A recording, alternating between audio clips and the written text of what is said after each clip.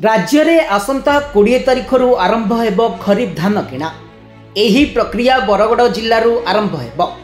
बरगड़रू धान किणा आरंभ करिबे राज्य सरकार। धान संरक्षण पई मंडी रे अत्याधुनिक व्यवस्था होईछि।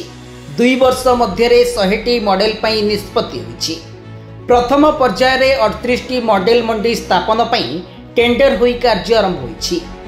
चलित आर्थिक वर्ष रे 80टी समवाय समिति रे 200 मेट्रिक टन क्षमता विशिष्ट गोदाम गृह निर्माण पई 20 कोटी व्यय बराद होईछि।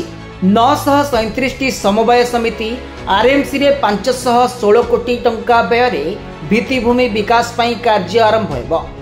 राज्य रे बीजेपी क्षमता को आसीबा परे चलित वर्ष यह प्रथम क्रय ऋतु हेबो। बीजेपी सरकार क्विंटाल पिछा 3100 टंकारे धान किनिबा पई प्रतिश्रुति पूरण करने को प्रतिबद्ध। केंद्र द्वारा स्थिर करा जायतिबा सर्वनिम्न सहायक मूल्य 2300 टंका व्यतीत चाषी मानकु फसलर क्विंटाल पिछा 800 टंका अतिरिक्त इनपुट सब्सिडी दिया जिवो। Bureau report news alert 24x7।